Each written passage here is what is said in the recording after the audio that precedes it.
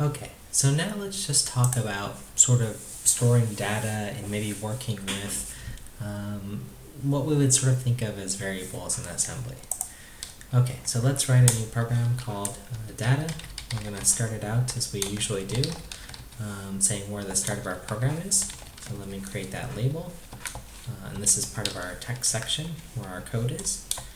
I'm going to move into, from our stack into our base pointer, and then I'll pop that with our BP. And then let's write a few routines as well, just to make our code clean. Let's write that exit program routine again. So move Q. By now we've sort of memorized 60 is the system call for exit, and we're assuming a successful exit here. So we turn the error code 0. Syscall and return. So let's add that into our program. Exit program. And now let's also write out something. Okay, maybe just an integer value.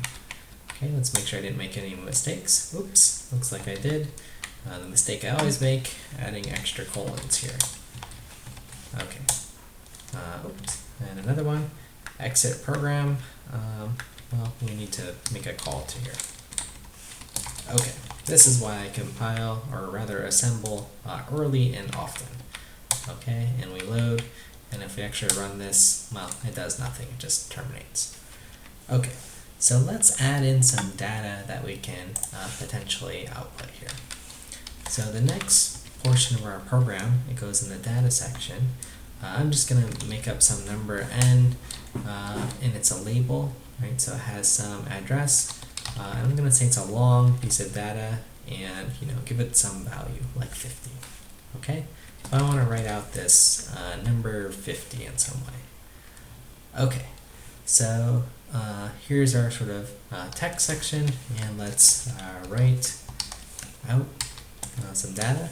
So again, we're familiar with this. 1 is our system call for write. We're going to standard out, which is 1. Then we need to write out, well, what are we writing out? N here, %RSI. And then we're going to write out how many bytes of information. I'll just, it looks like, is it 1 or is it 2? Let's guess 2 here for 50. Do we need 50 characters? RDX, syscall, and return. And let's go ahead and call this routine. Call write out. Okay. So I'm going to repeat a step, compile, link, and run, and I see 2, but I thought I was printing 50 out here. So I'm just sort of thinking what's going on, and I might remember something about assembly, things being represented in some weird form. Let me just do another experiment just to confirm my assumption. So what if I do 51 here? I'm going to run this here. 51, and run. Oh, now I get 3. So if I change yet again here, this data, GCC, load, run the data 4. Okay, so this is sort of reminding me of something. I wonder if I go to GDB, maybe am I doing something wrong? Again, we can set a breakpoint at line 1. We can start running our program. Okay, so it's writing out, go into 2E mode, Control X2, and I can kind of step through. Well, it looks like it's running. What's going on in the registers? The registers are fine. Step into RDX. Okay. So sort of, let's go ahead and keep stepping again. Okay, so it did the write out. Let's see what's in our registers. Control X0, and just sort of investigating what's going on here.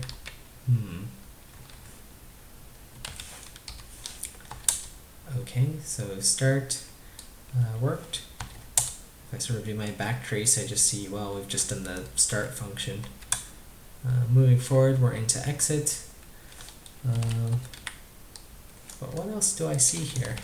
Anything that's alarming? Do I see the number 52 anywhere here?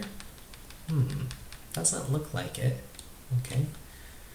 So I'm gonna keep running, and then I'm done. Well, looks like I didn't find anything really interesting in GDB here. So what I remember is, and let me bring up sort of the table.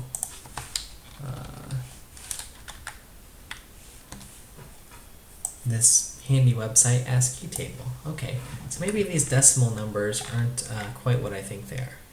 So if I look at what 52 is, that's 4, 51 is 3, 50 is 2, 49 is 1. Okay, so let's see. What did we last do? 52, and when we ran, we got 4. Yep, looks like a match. 52 decimal prints out 4. Okay, so our system call is only good for writing out sort of the ASCII representation of a number. Okay, so we're gonna have to try to figure out how do I actually print out 52 if that's the data that's that I'm claiming is stored internally. Okay, so that's what we'll have to figure out.